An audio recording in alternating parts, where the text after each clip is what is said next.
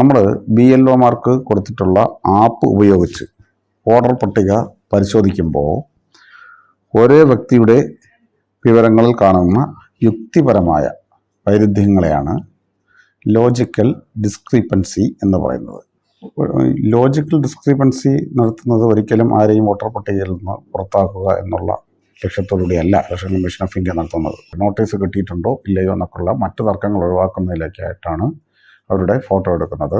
ആ ഫോട്ടോ എടുക്കുന്നത് സ്വകാര്യതയിലേക്കുള്ള കടന്നുകയറ്റമല്ല. അവരുടെ വോട്ടർ പട്ടികയിൽ പേരുള്ള ഒരു വോട്ടറെ ഹിയറിങ്ങിന് വിളിക്കണമോ വേണ്ടയോ എന്ന് തീരുമാനിക്കാനുള്ള പൂർണ്ണമായിട്ടും അതിനുള്ള അധികാരി എന്ന് പറയുന്നത് ഇലക്ട്രൽ രജിസ്ട്രേഷൻ ഓഫീസർമാരാണ്. ഒരു കുടുംബത്തിലെ മൊത്തം ആളുകളുടെയും രേഖകളുമായിട്ട് ഒരാൾ മാത്രം ഹാജരായാൽ മതിയാകും.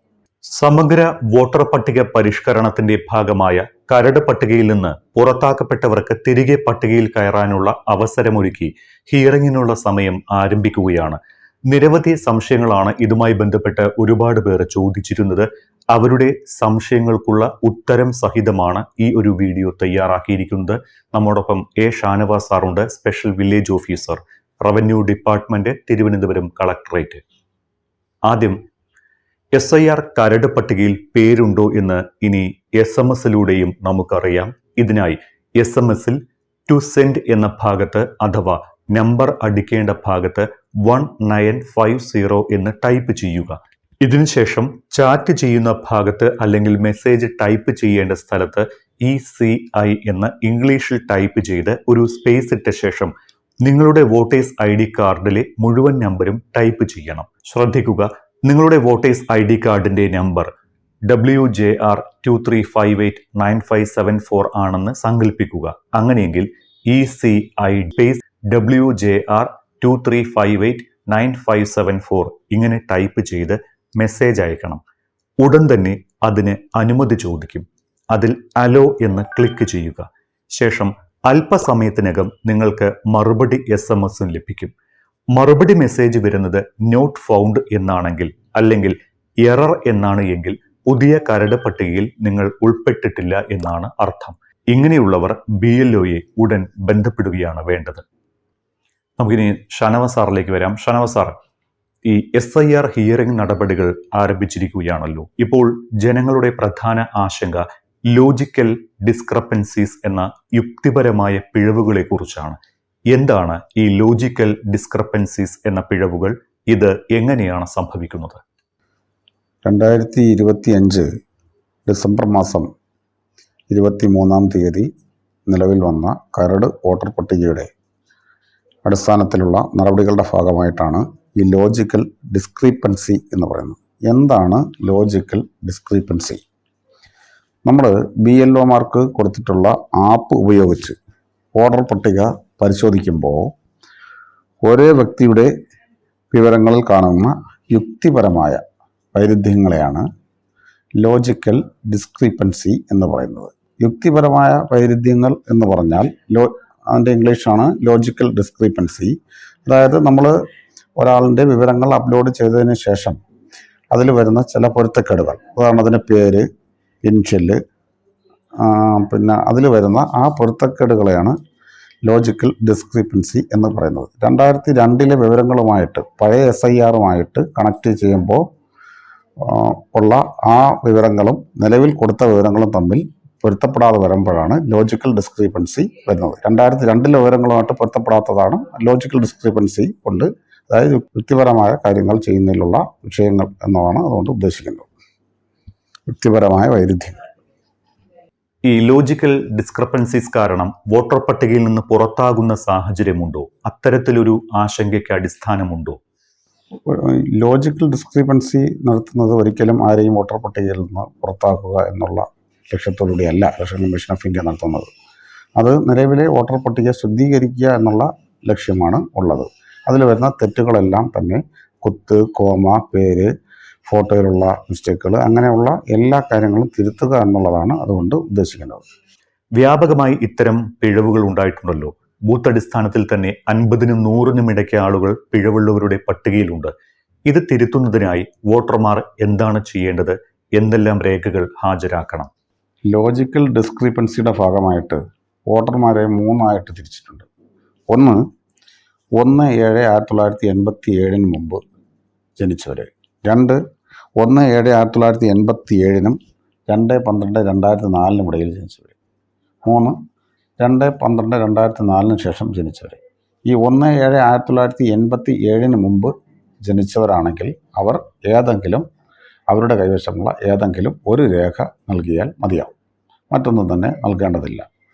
BLO ആവശ്യപ്പെടുന്നതനുസരിച്ച് ഏതെങ്കിലും ഒരു രേഖ നൽകിയാൽ മതിയാവും. ഇനി 1/7/1987 2/12/2004 ഇടയിൽ ജനിച്ചവരാണെങ്കിൽ അവരുടെ വോട്ടറുടെ, അതായത് ആ ആളിൻ്റെ രേഖയും ഏതെങ്കിലും ഒരു രേഖയും 13 രേഖകളിൽ ഏതെങ്കിലും ഒരു രേഖയും മാതാവിൻ്റെ പിതാവിൻ്റെയോ ഒരു രേഖയും നൽകണം.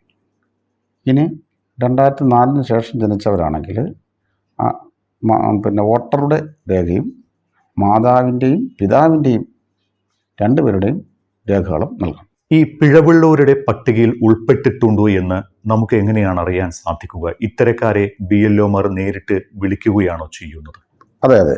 നമ്മുടെ ആർക്കെങ്കിലും വോട്ടർ പട്ടികയിൽ ഇത്തരം ലോജിക്കൽ ഡിസ്ക്രിപ്പൻസി ഉണ്ടെങ്കിൽ അവരെ BLOമാർ നേരിട്ട് വിളിക്കുക തന്നെയാണ് ചെയ്യുന്നത്.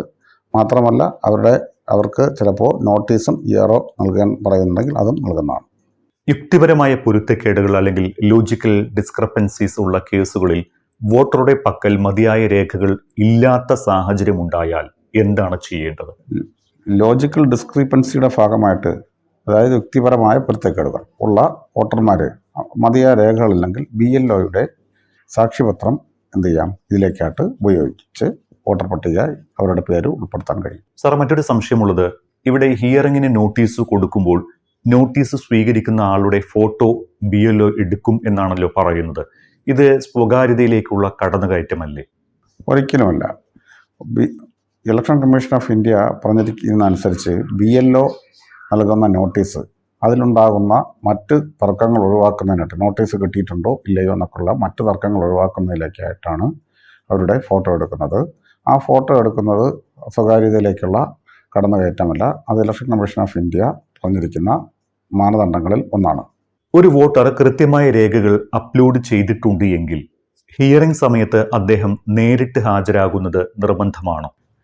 വോട്ടറെ, കരട് വോട്ടർ പട്ടികയിൽ പേരുള്ള ഒരു വോട്ടറെ ഹിയറിങ്ങിന് വിളിക്കണമോ വേണ്ടയോ എന്ന് തീരുമാനിക്കാനുള്ള പൂർണ്ണമായിട്ടും അതിനുള്ള അധികാരി എന്ന് പറയുന്നത് ഇലക്ട്രൽ രജിസ്ട്രേഷൻ ഓഫീസർമാരാണ്. ഇലക്ട്രൽ രജിസ്ട്രേഷൻ ഓഫീസർക്ക് അത് ബോധ്യപ്പെടാത്ത സാഹചര്യത്തിൽ മാത്രമാണ് ഹിയറിങ്ങിന് വിളിക്കുന്നത്. അപ്പോൾ അത്തരത്തിൽ എല്ലാ രേഖകളും ഹാജരാക്കിയ ഒരാളെ ഹിയറിങ്ങിന് വിളിക്കേണ്ടതുണ്ടോ ഇല്ലെന്നുള്ളത് ഇലക്ട്രൽ രജിസ്ട്രേഷൻ ഓഫീസർ തീരുമാനിച്ചാൽ അദ്ദേഹത്തെ വിളിക്കേണ്ടതല്ല. ഇനി വിളിക്കേണ്ടി വരുന്നൊരു സാഹചര്യത്തിൽ അദ്ദേഹം തന്നെ നേരിട്ട് ഹാജരാകണമെന്നില്ല. അദ്ദേഹം ചുമതലപ്പെടുത്തുന്ന ആരെങ്കിലും തന്നെ അദ്ദേഹത്തിൻ്റെ രേഖകളുമായിട്ട് ഹാജരായാൽ മതിയാകും. ഈ വോട്ടറുടെ രക്ഷിതാക്കളുടെ വയസ്സ് തെളിയിക്കാൻ പറയുന്നുണ്ടല്ലോ, അവിടെ ആധാർ കാർഡ് മാത്രമായി അപ്ലോഡ് ചെയ്യാൻ കഴിയുമോ?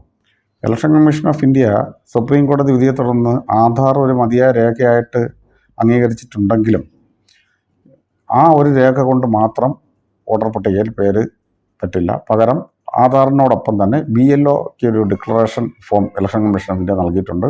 ആ BLO ആ ഡിക്ലറേഷൻ ഫോമും കൂടി പൂരിപ്പിച്ച് BLO ആപ്പിൽ അപ്ലോഡ് ചെയ്യണം. അപ്പോൾ ആധാർ മാത്രം പോരാ, പകരം എന്ത് ചെയ്യണം, ഒന്നുകിൽ മറ്റേതെങ്കിലും ഒരു രേഖ അല്ലെങ്കിൽ BLOയുടെ ഡിക്ലറേഷൻ ഫോം. 2004 ശേഷം ജനിച്ച ഒരു വോട്ടർ ഹിയറിങ്ങിന് രേഖകൾ സമർപ്പിക്കുമ്പോൾ ആരുടെയൊക്കെ രേഖകൾ നിർബന്ധമായി നൽകേണ്ടതുണ്ട്?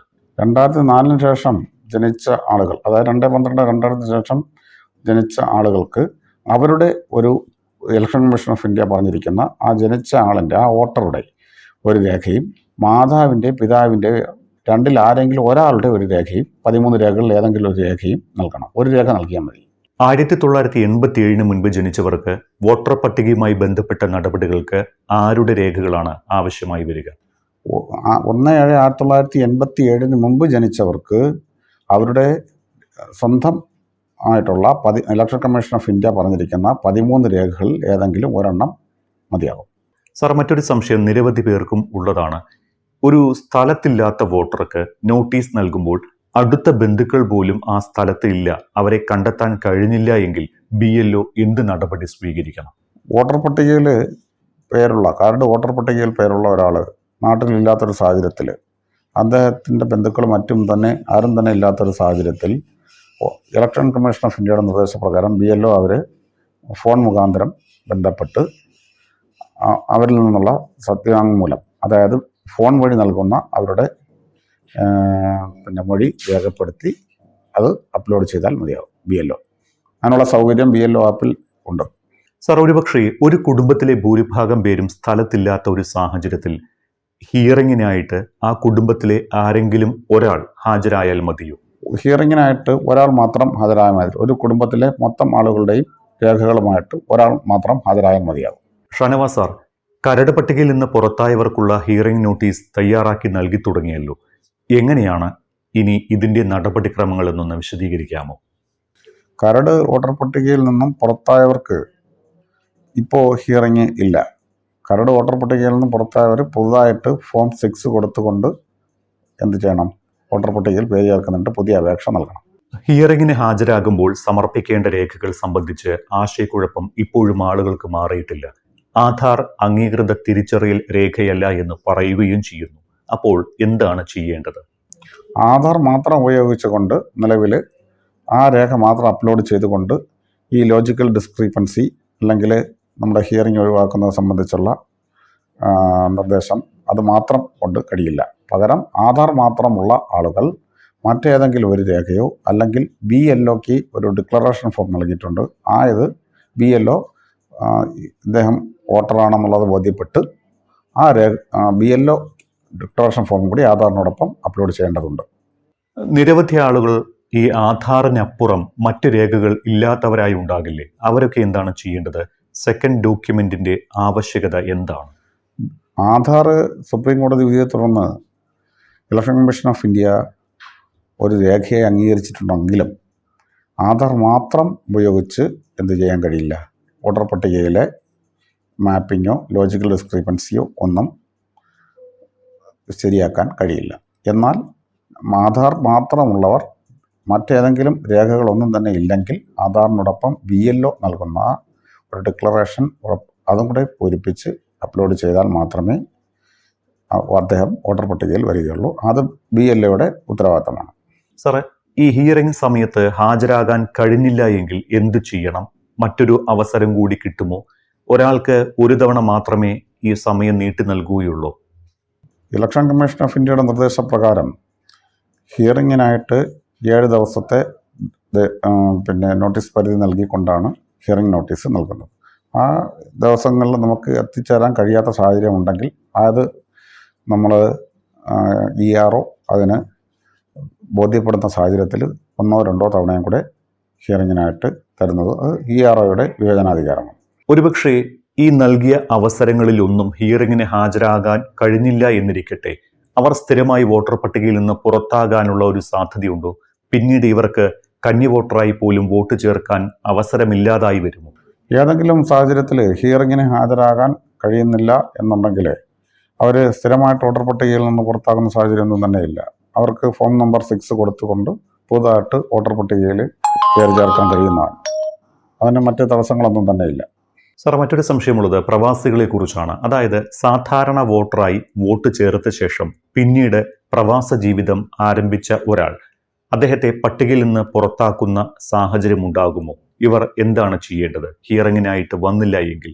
അതായത് വോട്ടർ പട്ടികയിൽ പേര് ഉൾപ്പെട്ടിട്ടുള്ള പ്രവാസിയായിട്ടുള്ള വോട്ടറാണെങ്കിൽ അദ്ദേഹം നിലവിലും പ്രവാസിയായിട്ട് തുടരുന്നുണ്ടെങ്കിൽ അത്തരം വോട്ടർമാർ ഫോം 6A പ്രകാരം പ്രവാസി വോട്ടറിലേക്ക് മാറുന്നതിനുള്ള നടപടികൾ സ്വീകരിക്കണം. അതിന് ചെയ്യാനുള്ളത് അവർ പ്രവാസി വോട്ടർമാർക്ക് പ്രത്യേകം സംവിധാനം ഇലക്ഷൻ കമ്മീഷൻ ഓഫ് ഇന്ത്യ ഒരുക്കിയിട്ടുണ്ട്.